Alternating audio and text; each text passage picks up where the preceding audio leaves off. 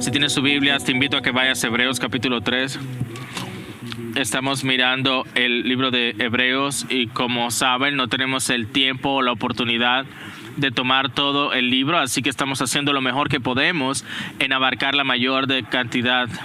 Yo, como Kevin, esta tarde no puedo hacer todo el pasaje, pero sí haré todo el capítulo. Kevin, si estás escuchando, yo haré todo el capítulo 3 y no estaré entrando en el capítulo 4. Si tienen sus Biblias, el Hebreos capítulo 3, versículos del 1 al 19 es el pasaje para esta noche. Pueblo de Dios, escucha con atención porque esta es la palabra de Dios. Por tanto, hermanos santos, participantes del llamamiento celestial, consideren a Jesús, el apóstol y sumo sacerdote de nuestra fe, el cual fue fiel al que lo designó, como también lo fue Moisés en toda la casa de Dios. Porque Jesús ha sido considerado digno de más gloria que Moisés, así como el constructor de la casa tiene más honra que la casa. Porque toda casa es hecha por alguno, pero el que hace todas las cosas es Dios. Moisés fue fiel en toda la casa de Dios como siervo, para testimonio de lo que se iba a decir más tarde. Pero Cristo fue fiel como hijo sobre la casa de Dios, cuya casa somos nosotros si retenemos firme hasta el fin nuestra confianza y la gloria de nuestra esperanza. Por lo cual, como dice el Espíritu Santo, si ustedes oyen hoy su voz, no endurezcan sus corazones, como en la provocación, como en el día de la prueba en el desierto, donde sus padres me tentaron y me pusieron a prueba y vieron mis obras por 40 años, por lo cual yo me disgusté con aquella generación y dije, siempre se desvían en su corazón, no han conocido mis caminos. Como juré en mi ira, no entrarán en mi reposo. Tengan cuidado, hermanos, no sea que en alguno de ustedes haya un corazón malo de incredulidad para apartarse del Dios vivo. Antes, exhórtense los unos a los otros cada día, mientras todavía se dice hoy. No sea que alguno de ustedes sea endurecido por el engaño del pecado. Porque somos hechos partícipes de Cristo, si es que retenemos firme hasta el fin el principio de nuestra seguridad. Por lo cual se dice, si ustedes oyen hoy su voz, no endurezcan sus corazones como en la provocación. Porque quienes habiendo oído lo provocaron, ¿acaso no fueron todos los que salieron de Egipto guiados por Moisés? Con quienes se disgustó por 40 años, ¿no fue con aquellos que pecaron, cuyos cuerpos cayeron en el desierto? ¿Y a quienes juró que no entrarían en su reposo, sino a los que fueron desobedientes? Vemos pues que no pudieron entrar a causa de su incredulidad. Hasta allí leemos la palabra de Dios. Oremos juntos. Padre, te oramos que tú nos hables ahora por el poder de tu Espíritu. Creemos que tú puedes cortar en nuestros corazones y ayudarnos, Señor, en nuestra incredulidad. Creemos que eres poderoso para levantar a las personas, levantar entre los muertos. Ayuda a nuestra incredulidad. Creemos que puedes animarnos a ser fieles aún en medio de todos los desafíos en la vida. Ayuda a nuestra incredulidad. Te lo pedimos en el nombre de Jesús. Amén. Estoy tan agradecido con el panel y con todo lo que se ha hablado, porque este ha sido un tiempo difícil, porque el 2020 fue, si acaso, difícil pastoralmente, profesionalmente, personalmente. Y mientras pensaba acerca de renunciar luego de algunos meses de haber empezado este trabajo, ¿por qué dejé esta preciosa posición en el seminario, lo cual era maravilloso? ¿Por qué dejé eso? Por eso. Porque Dios es fiel. Porque Dios es bueno. Porque Dios está en control. Ahora, la esperanza puede ser algo bien poderoso en tiempos como esos. Tener esperanza cuando vas por dificultades. Una vez escuché acerca de unos experimentos que los científicos hicieron en estas ratas noruegas. Y para probar los resultados en esas ratas, ellos resolvieron tomar estas ratas una a una y ponerlas en un balde grande. Y empezaban a llenarla lentamente con agua. Cuando el agua era tan elevada que las ratas no podían salir, ellos empezaron a ver cuánto iban a demorar allí. Así que empezaron a echar agua y seguía el cronómetro. Una y otra vez, los científicos descubrieron que luego de 20 minutos, las ratas se cansaban, perdían esperanza y dejaban de nadar. Ellos intentaron otro experimento con otras ratas. Luego de los 20 minutos que habían pasado, justo antes de que las ratas se fueran a rendir de nadar, ellos las sacaban a salvo, justo antes de perder esperanza y ahogarse. Ahora, con esas mismas ratas que ellos habían rescatado, y luego que les dieron chance de recuperarse un poco, pusieron las mismas ratas que habían sido rescatadas en último minuto dentro del balde, llenaban con agua como antes y luego empezaron su cronómetro. Cuando llegaron a 20 minutos, vieron con atención. Y los segundos iban pasando, 15 minutos, 20 minutos, seguían nadando, 22 minutos, 23, 30 minutos, 40 minutos, 60 minutos, seguían nadando. 2 horas, 3 horas, 8 horas. Y luego el siguiente turno de científicos tenía que entrar porque solo se trabajaban 8 horas. ¿Podías creer que esas ratas que fueron rescatadas nadaban por 17 horas? 17 horas seguían nadando. ¿Por qué? Niños, ellos permanecían firmes porque habían experimentado el rescate. Ellos continuaban nadando porque habían experimentado salvación. La esperanza puede ser algo muy poderoso. Aun cuando las aguas son turbulentas y tú sientes que estás a punto de ahogarte, de exhausto, tú puedes seguir nadando cuando sientes la esperanza del rescate. El autor de Hebreos sabe esto. Y él quiere animar a los cristianos desanimados como tú y como yo, que somos tan tentados esencialmente a rendirnos y a salirnos de esta religión llamada cristianismo. Y para esos cristianos que se sentían débiles, a los cuales les escribe el autor de Hebreos, les dice: no se rindan, sigan nadando. Y específicamente aquí en el capítulo 3, él quiere que ellos permanezcan fieles. No se rindan, les dice. Y lo hace al comparar a Jesús con Moisés. Y al llevarles de regreso a la historia de Israel, a ese evento especial. Luego de demostrar que Jesús es más grande que los ángeles, en el capítulo 2, el algo cambia ahora en el capítulo 3 a comparar a Jesús con Moisés, uno de los más grandes líderes en la historia de Israel. Y presenta cómo hace 2000 años y aquellos que escucharon su voz aún hoy, el autor quiere decir que ya que Jesús, el Hijo, es más grande que Moisés, el siervo, permanece fiel. Al tener el valor en medio de la presente tribulación y esperanza en la promesa futura. ¿Escuchaste eso? Dice, ya que Jesús el Hijo es más grande que Moisés el siervo, permanece fiel, sigue nadando. Al tener ánimo en el presente tribulación y esperanza en la promesa futura, y esta exhortación que el autor de Hebreos nos da es impulsada, creo, por 3 mandatos que son lo que llevan este capítulo. Son 3 mandatos. El primero es este: considera a Jesús. Y estos son los versículos del 1 al 6. El primer mandato: consideren a Jesús. El segundo mandato: considera tu corazón. Eso es el versículo 7 al 11, cuando dice: no endurezcan sus corazones contra Dios. Y luego el tercer mandato, versículos del 12 al 19, considérense unos a otros. No endurezcan sus corazones unos contra otros. Así que veamos esos 3 mandatos: considera a Jesús, considera tu corazón y considérense unos a otros. Pero antes de entrar en estos mandatos, creo que podría ser de ayuda el proveer alguna información de contexto. Recuerdo este libro como un todo, y usted ve que ahí estoy poniendo las comillas, este libro. y creo que es de ayuda a categorizar Hebreos no tanto como una carta, un libro, sino como un sermón. Sí, como un sermón. ¿Por qué digo esto?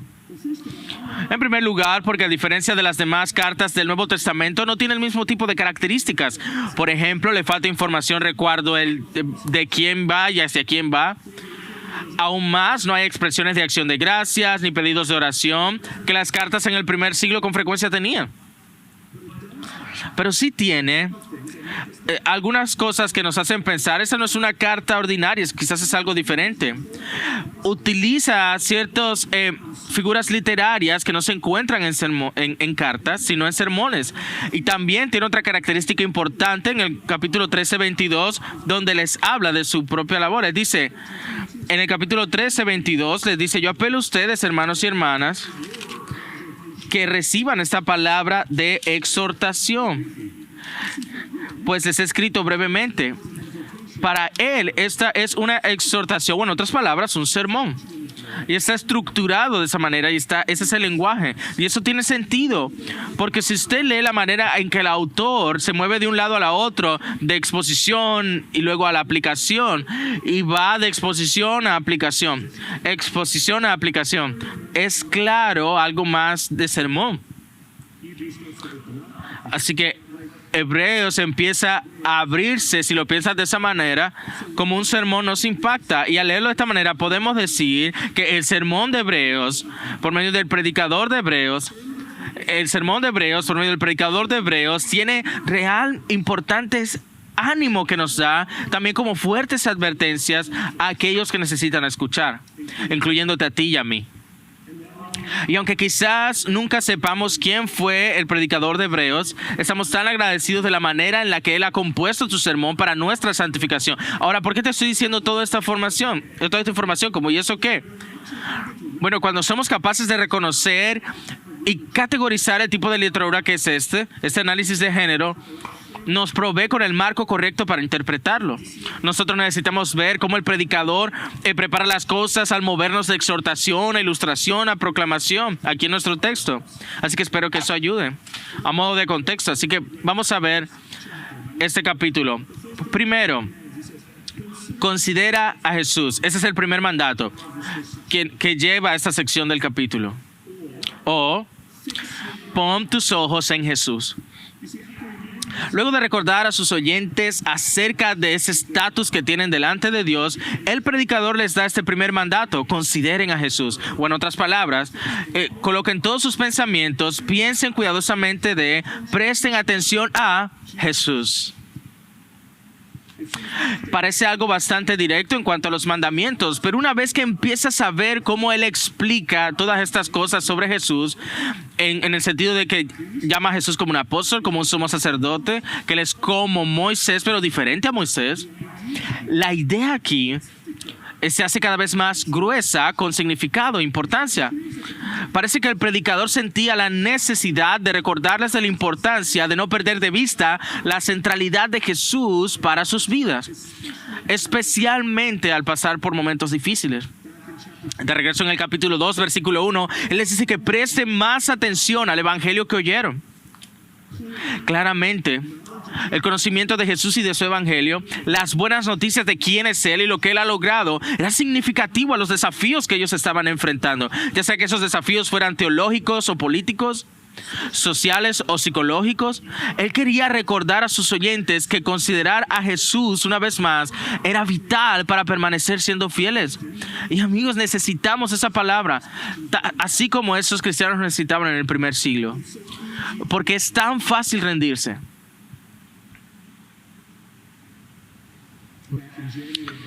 En enero les mencionaba en la conferencia de mujeres, pasé por una experiencia que podría llamar de vida o muerte. Me dio COVID, fui diagnosticado con COVID en enero. Y luego de una semana de tener síntomas como de gripa, el COVID llegó a mis pulmones y se puso tan mal que yo pensé que iba a morir.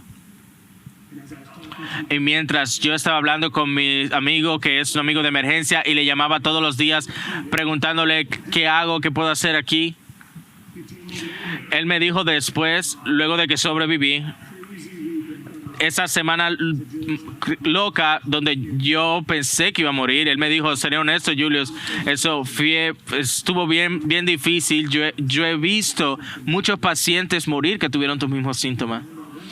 Y en esa noche en particular, cuando lo llamé, yo le dije, no sé qué se siente morir, pero yo siento que mis órganos están faltando. Tengo problemas para respirar. Brian, voy a morir.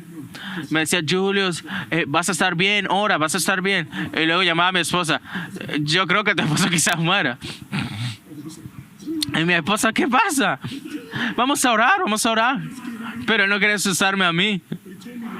Pero él me dijo luego, oye, mira, realmente estaba asustado por ti, porque estás como en este precipicio donde si giras a este lado, pero fuiste a este otro lado por la gracia de Dios.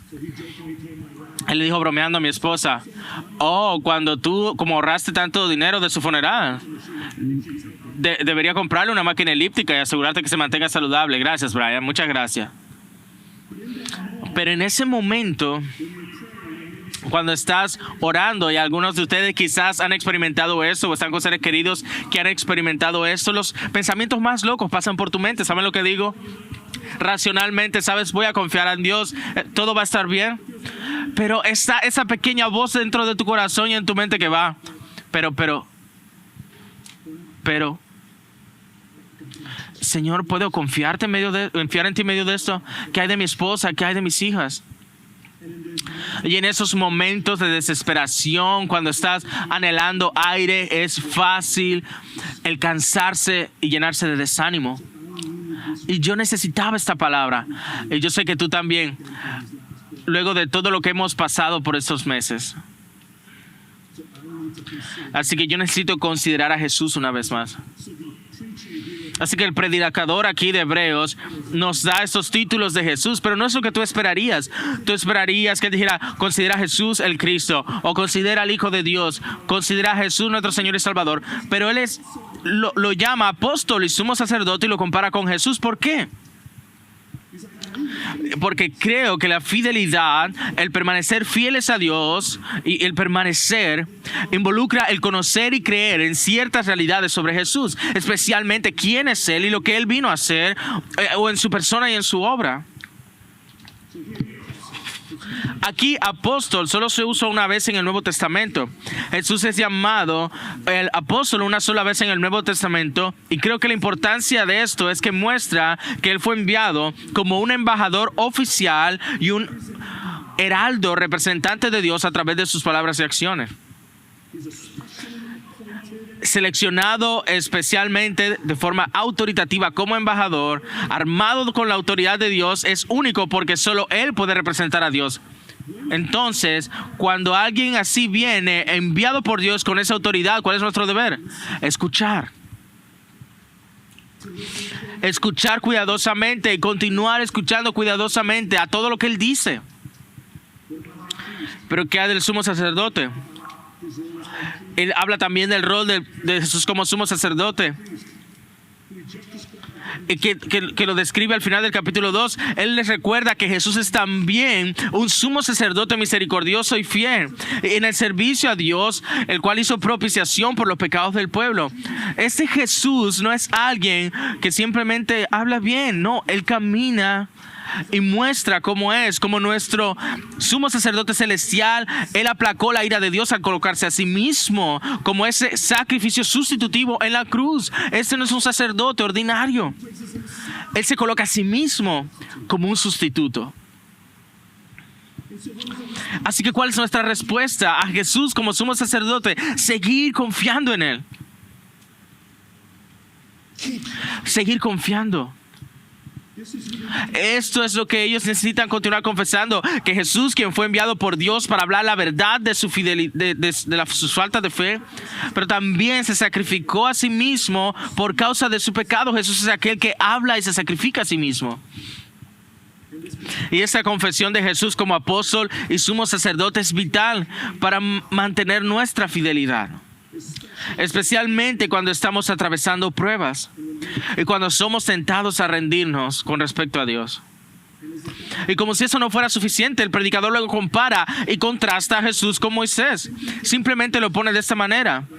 y simplemente voy a ir al centro del asunto. Jesús no es solo fiel como uno de tus más grandes, como tus grandes líderes. Es realmente más grande que él. Es mejor que Moisés, mayor que Moisés. El predicador edifica este argumento que está haciendo para ayudarles a permanecer fieles cuando sean testados y quieran rendirse. Lo primero que les dice al compararles, en el versículo 2, él dice que el gran Moisés fue un fiel mediador, representando a Dios y liderando a toda la casa de Israel, especialmente en su liberación de la esclavitud en Egipto. Y de cómo Moisés, Jesús es un fiel mediador en representar a Dios para el nuevo Israel, ese eres tú y yo, especialmente en nuestro éxodo a nuestra tierra prometida, lo cual es el cielo. Pero es un retrato hermoso de la obra de Jesús como el mediador final, llevando a nuestro éxodo, a nuestra tierra prometida. Pero Jesús es mucho más que eso, es mucho más grande. Además de esta comparación, él tiene un contraste. El predicador va un paso más adelante. Además de comparar a Moisés con Jesús, él declara que Jesús en última instancia es más grande que Moisés en los versículos 3 y 6. Utilizando estas imágenes de la arquitectura, el predicador les recuerda que hay una gran diferencia entre la criatura y el creador. Así que aunque Moisés fue un siervo fiel en la casa de Dios, Jesús es más grande y más glorioso porque él es el Hijo amado. Así que como el mediador final, debemos seguir siguiendo a Jesús mientras Él nos lidera. Y aunque ese camino en el desierto es difícil, nosotros peregrinos continuamos siguiéndole. Esta comparación y contraste entre Moisés y Jesús como mediador será más clara mientras se explora el Salmo 95. Pero por ahora, lo clave que quiero que se lleven es esto. El predicador aquí nos exhorta a considerar a Jesús para que podamos seguir fieles cuando las pruebas y las tentaciones vengan. Esto es, fija todos tus pensamientos. Piensa cuidadosamente acerca de él. Presta atención a la realidad de Jesús, de que Él oficialmente habla por Dios, así que sigue escuchándole. Que Él se ha sacrificado a sí mismo como el gran sumo sacerdote, entonces sigue confiando en Él. Él es el gran mediador que nos ha llevado de la esclavitud a la bendición, entonces sigue siguiéndolo. Escucha, confía, sigue. Ese es nuestro llamado mientras consideramos a Jesús. Pero el predicador continúa. En la segunda parte de este capítulo, él dice en segundo lugar, luego de decir, considera a Jesús, dice en segundo lugar, considera tu corazón. Es eso, no endurezcan sus corazones, porque eso es algo muy fácil de hacer. En los versículos del 7 al 11, luego de mandar a sus oyentes a que consideren a Jesús para poder permanecer fieles, el predicador pasa ahora a decirles que consideren sus corazones. Y eso es importante porque, como nos dice Proverbios 4:23, es de toda cosa guardada, guarda tu corazón, porque de él fluyen los manantiales de la vida. Entonces, ¿qué Él nos dice para impulsarnos a guardar nuestros corazones sobre toda cosa guardada? Les voy a leer los versículos del 7 al 11 otra vez. Dice, entonces, por lo cual, como dice el Espíritu Santo, si ustedes oyen hoy su voz, no endurezcan sus corazones como en la provocación, como en el día de la prueba en el desierto, donde sus padres me tentaron y me pusieron a prueba y vieron mis obras por 40 años. Por lo cual yo me disgusté con aquella generación y dije, siempre se desvían en su corazón y no han conocido mis caminos, como juré en mi era, no entrarán en mi reposo. Aquí el predicador en su sermón cita Salmo 95. Es decir, mientras está predicando su sermón, él predica ese sermón basado en el Salmo 95. Y la exhortación principal del Salmo 95, la cual se registra aquí en el versículo 8, es: no endurezcan sus corazones como en la provocación, como el día de la prueba en el desierto. Ahora les recuerdo, el Salmo 95 era una descripción de otro evento narrativo puesto en poesía. Entonces pasa del predicador en Hebreos al salmista en Salmo 95, de regreso a Éxodo 17, del cual ese es el que el Salmo está referenciando, que Hebreos está referenciando para que nosotros hablemos de ello. Eso es lo que necesitamos hacer. Tenemos que explorar un poquito más Éxodo 17. porque al igual que los israelitas, cuando estamos extraviados en el desierto, vamos a ser tentados a endurecer nuestro corazón. Así que si ustedes tienen sus Biblias, yo los invito a que vayan conmigo al Éxodo 17. Y aunque no tenemos tiempo de leerlo todo, sí quiero resaltar algunos de los aspectos. Porque todo lo que sucede aquí en Éxodo 17 del 1 al 7 no es una historia ordinaria. Aquí tenemos a Israel. Tenemos esa corte de Masá y Meribá. Es una descripción de un procedimiento legal. Es realmente un procedimiento legal en la historia donde vemos 3 elementos legales. En esta corte del desierto vemos que se presenta una acusación, una demanda, se presenta un veredicto y una sentencia es ejecutada. Vas a escuchar una acusación, un veredicto y una sentencia. Y todas estas cosas se usan para revelar la falta de fe del pueblo de Dios, lo cual nos incluye, desafortunadamente, a ti y a mí. Entonces vamos a verlo rápidamente. ¿Cuál es la acusación? ¿Qué es lo que sucede? En el versículo 2, el pueblo de Israel está deambulando por el desierto y claman a Moisés y le dice, danos agua para beber. Parece una petición simple, pero no lo es. Detrás de esta petición hay una acusación, porque basado en la palabra hebrea, ellos presentan una queja. No es una queja ordinaria, sino como una demanda que traen delante del Señor. Así que Dios, por medio de Moisés, está siendo acusado de abandonar a Israel. ¿Por qué? Porque ellos claman, míranos, estamos muriendo, y no solo nosotros, sino mira mis hijos, mira nuestro ganado, mira nuestra situación actual, Señor, te estamos siguiendo, dejamos Egipto, dicho sea de paso, gracias por eso, pero ahora aquí estamos, estoy a punto de morir, mis hijos están a punto de morir, y cuando tú empiezas a hablar acerca de familia y finanzas, es difícil. Así que en vez de dejar el futuro a Dios, ¿qué es lo que ellos dicen? Señor, yo quiero salir de esta relación. Yo no creo que pueda confiar más en ti. Y lo que sucede esencialmente es un proceso de divorcio. Dios e Israel están en esta relación de pacto. E Israel está ahora pensando que van a morir, entonces quieren salirse de la relación. ¿Y cuál es la acusación? Es traición, o se hubiera quebrantado el contrato. Luego en el versículo 4 vemos que Moisés tenía temor de ser apedreado, que era el castigo por quebrar un contrato. ¿Alguna vez te has sentido así? En esas horas oscuras donde tú no puedes hacer sentido de lo que está pasando en tu vida. ¿Por qué tener este virus solo para morir?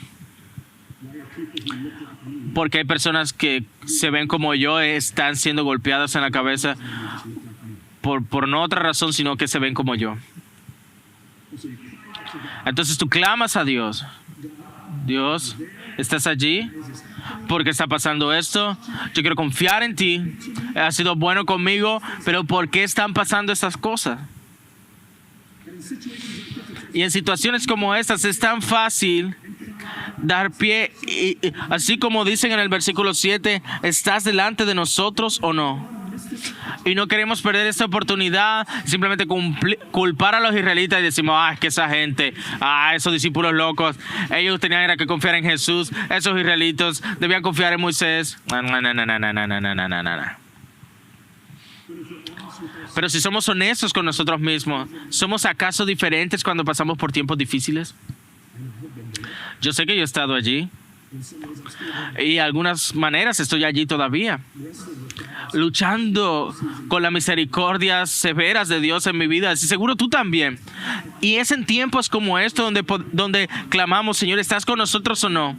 Así que la dureza del corazón, es que el Salmo 95 describe, puede pasar fácilmente, porque es algo entendible. Así que los israelitas presentan esta acusación. ¿Y cuál es el veredicto? El versículo 5 muestra el veredicto de dos maneras. Primero, note que Moisés va con los ancianos en el versículo 5. Ese detalle es importante para asegurarnos que se haga justicia. Estos ancianos sirven como un jurado para asegurarse que haya justicia. Y en segundo, mire que Moisés Dios le dice que tome su vara. Y luego hay esta declaración, como entre paréntesis, con la cual golpeaste al Nilo, y ve, un detalle importante para recordar. Y Moisés le dice, bueno, al Señor le dice a Moisés, toma la vara. Es decir, así fue como fue usada para traer juicio contra Faraón y su desobediencia, haciendo que aquello que les daba vida, el río Nilo, lo volvieron sangre. Será usado una vez más para traer juicio, ese es el punto. Pero en ese punto de la historia se pregunta, ¿quién es la parte culpable? La acusación es contra Dios por los demandantes, que es Israel, pero ¿quién es el ejemplo de que el Salmo 95, de qué es lo que nos está advirtiendo el predicador en Hebreos 3? ¿La acusación es correcta? ¿Acaso había quebrantado Dios sus promesas? ¿Había sido Dios infiel? Si usted lee, si usted sabe, algunos capítulos antes de Éxodo 17, leemos una de las historias más increíbles en la historia de Israel. Mientras estaban huyendo de Faraón con sus soldados, el Señor milagrosamente abre el mar rojo y les permite pasar a través del mar sin ser tocados. Y mientras el último israelita sale desde la otra orilla, el Señor ahoga al ejército egipcio con las olas poderosas y ellos allí se quedan. Estos israelitas infieles pueden escuchar el clamor de los soldados, viendo la muerte siendo lavada allí en la orilla, probando la victoria del Señor.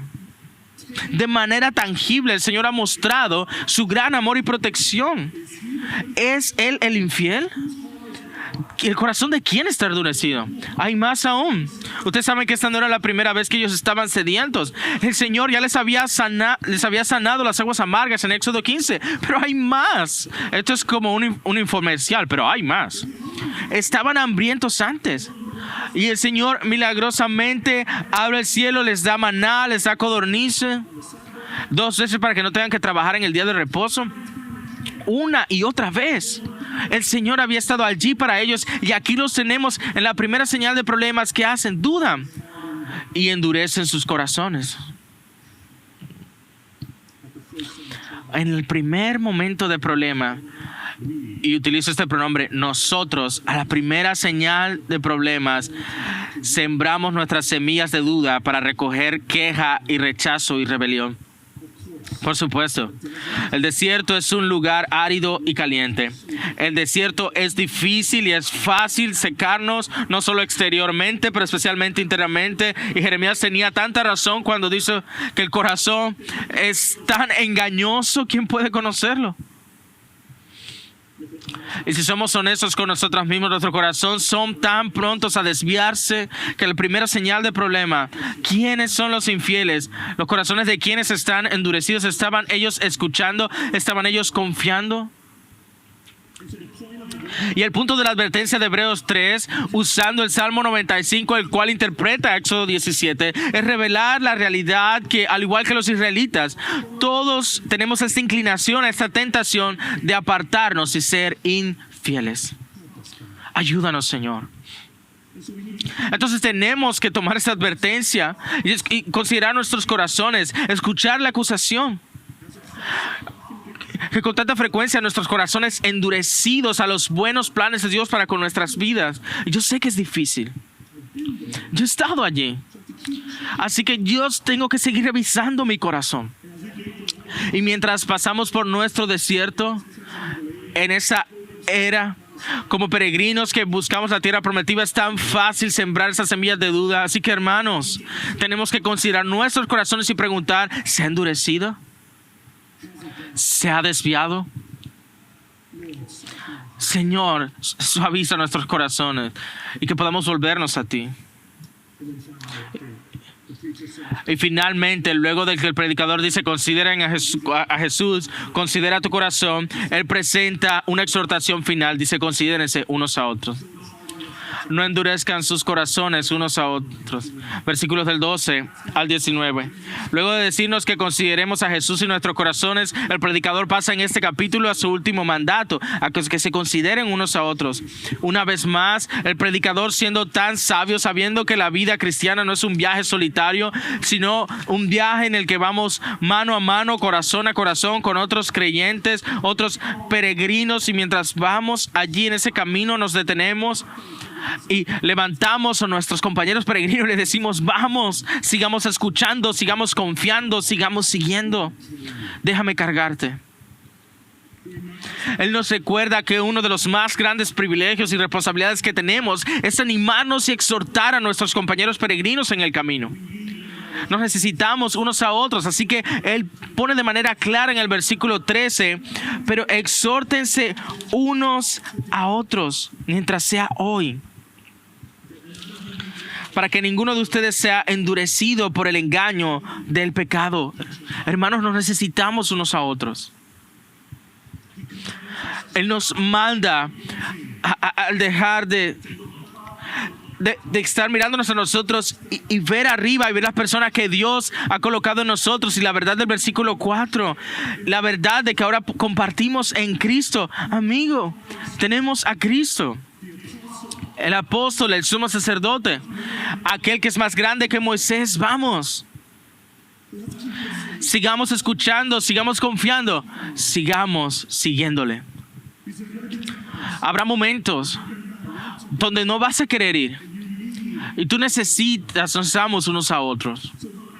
Así que mientras les dirigimos a la herencia que tenemos en Cristo, mostramos que nuestros corazones nos están endureciendo contra Dios y unos con otros. Él cita la dureza de nuestros corazones 2 veces, pero con diferente énfasis. La primera vez en el versículo 8, Él nos advierte contra endurecer nuestros corazones hacia Dios. Pero luego en el versículo 15 creo que nos advierte acerca de endurecer nuestros corazones unos con otros. Y les voy a decir por qué. Por ejemplo, las redes sociales, ¿puedo hablar de eso? ¿Qué lugar para endurecer nuestros corazones unos con otros? Y para el predicador, ese gran llamado de esencialmente amar a nuestro prójimo es un asunto de vida o muerte. Mientras muchos israelitas murieron en el desierto por causa de su pecado e incredulidad, Él nos advierte. Y mientras señalamos personas endurecidas a Jesús y ellos creen, se les promete vida. Somos llamados a ser como ese árbol, como el árbol de mango. Y es bien interesante el árbol de mango. Si por cualquier razón, por viento o un animal que pasa, si una rama se cae, todo el árbol deja de crecer. Deja de crecer. Y todos los nutrientes y todas las vitaminas, y yo no soy botánico, no sé qué pasa dentro de un árbol, pero todas las cositas que pasan ahí, que hace que un árbol crezca, realmente se redirige a ese insignificante rama caída, esa parte que quedó caída. Toda la energía, todas las vitaminas, todos los nutrientes van a esa rama caída, y solo cuando esa aparente insignificante rama empieza a crecer, el resto del árbol empieza a crecer con él. Qué retrato maravilloso de la iglesia. ¿Cómo nuestras comunidades se verían? ¿Cómo nuestra nación se vería si nos interesamos tanto por las ramas quebradas, que detengamos lo que estamos haciendo, nos interesemos menos por nosotros mismos y nos interesemos por los demás? ¿Cómo se verían nuestras iglesias? ¿Cómo se verían nuestras comunidades? ¿Cómo se vería nuestra nación? Eso es algo como Jesús, que consideremos a otros primero. Pero eso es exactamente lo que el predicador de Hebreos nos está diciendo. Sé como el árbol de mango. Recuerda, él dice algo similar en el capítulo 10. En esos pasajes donde dice: por tanto, como tenemos confianza para entrar en el lugar santo por la sangre de Cristo, por un camino nuevo y vivo que Él ha abierto para nosotros detrás del velo a través de su sangre, y como tenemos un gran sumo sacerdote sobre la casa de Dios, bueno, acerquémonos y con la seguridad de la fe, con una conciencia limpia. Y una vez más dice en plural: mantengamos firme la profesión de nuestra esperanza sin vacilar, porque fiel es aquel que prometió. Y consideremos cómo estimularnos unos a otros al amor y las buenas obras, no dejando de congregarnos como algunos tienen por costumbre, sino exhortándonos unos a otros, mucho más al ver que aquel día se acerca. Por causa de lo que Jesús, el mediador definitivo, ha hecho, Él dice, acerquémonos, mantengámonos, animémonos unos a otros. Ayuda a otros a escuchar, a confiar y a seguir a Jesús. Y lo que es interesante es que el predicador de Hebreos no ha terminado. Mientras él cita el Salmo 95 2 veces para hacer su punto, debemos regresar a Éxodo 17, porque ambos textos, el Salmo 95, Éxodo 17, proclaman incluso la grandeza de Jesús. Sí, este pasaje son acerca de Jesús. Ahora recuerden, ¿dónde dejamos a los israelitas? Una acusación fue presentada por Israel contra Dios. Traición, tú rompiste tu promesa, tú necesitas ser apedreado. El veredicto que fue entregado fue culpable. ¿Por qué? Moisés va con la vara a traer juicio. Pero ¿qué sigue? La sentencia. La sentencia por la traición es muerte por medio de ser apedreado. Pero ¿qué pasa cuando este pasaje continúa? Aquí en Meribá y más vemos el triunfo de la gracia de Dios. En el versículo 6, en Éxodo 17, a Moisés se le manda que levante la vara. Dice, aquí yo estaré delante de ti sobre la peña de Horeb y golpearás la peña y saldrá agua de ella para que beba el pueblo. Y así lo hizo Moisés en presencia de los ancianos de Israel. Escuche lo que acaba de pasar. Dios le dice a su siervo Moisés que golpee la roca con la vara del juicio, pero dos palabras aparentemente insignificantes aparecen después del mandato. Dos preposiciones que hacen toda la diferencia, no solo para entender este texto, sino para ver cómo este pasaje nos anima a nosotros a no desesperar y permanecer fieles y soportar cuando estemos en tiempos difíciles. Dios le dice que Él estará delante de y sobre. Antes, cuando vayas a golpear la roca, estaré delante de ti y sobre la peña. Delante de, en contexto del Antiguo Testamento, de la parte legal, es siempre la parte culpable la que debe estar ante el juez. En este asombroso drama, Dios es el que va delante de. Ahora, ¿es Dios culpable? Por supuesto que no, ya establecimos eso. Pero ¿qué es lo que está haciendo? Se está colocando a sí mismo en el lugar del acusado. Está diciendo, yo estaré allí en la brecha. Israel necesita morir por su desobediencia. Pero por causa de que yo soy fiel a mis promesas y para que los israelitas vivan, para que el Mesías venga de ellos, alguien debe ser sacrificado. La justicia debe hacerlo. Yo iré delante. Y luego dice también dice, yo estaré sobre la roca. Y lo que esa declaración está diciendo, yo simbólicamente me voy a identificar a mí mismo con esta roca. Y para el asombro de Moisés, Dios luego dice, golpea. Golpea ese martillo sobre mis manos. Golpea los clavos sobre mis pies. Pon la lanza en mi costado. ¿Y qué es lo que ves que sale de mi costado? Agua, sangre y agua. Amigos, cuando Dios dice que Él irá sobre la roca, Él está dando un vistazo previo a lo que Él haría de manera definitiva para salvar y pagar el castigo de infieles como tú y como yo. Él iría delante de ti y tomaría tu castigo. Él estaría sobre la roca y recibiría el golpe, y por sus heridas somos nosotros sanados.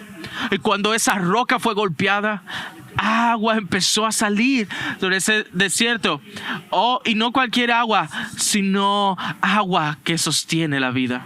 Agua sustentadora. En el gran día de la fiesta, Jesús se levanta y dice, si alguno tiene sed, venga a mí y beba. Jesús, luego de su resurrección, asciende al cielo y Él está en el gran trono blanco. ¿Y qué es lo que fluye del gran trono blanco, del gran Cordero de Dios que se sacrificó a sí mismo por nosotros? El gran río de la vida. Amigos, no es coincidencia que tú tienes todos estos símbolos e imágenes en Éxodo 17, en Salmo 95, en Hebreos 3. Porque el predicador de Hebreos sabe que en ti mismo no puedes escuchar, ni confiar, ni seguir. Necesitas a Jesús, necesitas a aquel que paga tu castigo. Y eso es lo que tienes, amigo. Tú tienes la vida de resurrección de Cristo pasando por tus venas, no solo mientras paga tu castigo por no confiar, por no seguir. Él ahora promete que ese mismo poder con el que Dios lo resucitó de los muertos ha estado a ti. ¿Ves lo que tienes, hermanos y hermanas? Y eso debe animarnos unos a otros. Lo que tenemos en Cristo, amén. Eso es lo que tenemos, amigos. Y por eso es que no nos desanimamos. Seguimos nadando. Solo sigue nadando como Dory. No sé de dónde vino eso. Eso no estaba en mis notas, lo siento. Pero es esencialmente lo que es. No es tan complicado. Por causa de que tenemos a Cristo, el gran apóstol, el sumo sacerdote celestial, el mediador definitivo, amigos. Oh, sigamos escuchándole. Sigamos confiando. Continuemos siguiéndole. Sigamos nadando. Amén. Amén, oremos. Padre, eres tan bueno para con nosotros, que aunque nuestros corazones se endurecen y se desvían, allí estás tú, dispuesto a morir por nosotros, para que no recibamos los golpes que merecemos. Y allí vas tú, no solo delante de la roca, sino sobre la cruz, tomando nuestro castigo para que nosotros no tengamos que hacerlo. Oh, glorias sean dadas a ti, Señor, porque te levantaste de los muertos, aquel que fue sin pecado, aunque tentado en todo. Nuestro sumo sacerdote no pecó, y por causa de eso tenemos esperanza eterna. Y una esperanza tan poderosa, Padre. Gracias por la verdad y la realidad que tenemos a Cristo. Te damos gracias por el Espíritu de Cristo, que ahora nos ayuda a seguir escuchando, a seguir confiando y a seguir siguiéndole, a seguir nadando, aunque algunas veces la vida sea tan difícil. Así que, Padre, ten misericordia de nosotros. Anima nuestros corazones, anima nuestras almas, anima nuestro caminar, para que permanezcamos fieles a ti. Gracias que Jesús es más grande que Moisés. Algo más grande ha venido. Aleluya.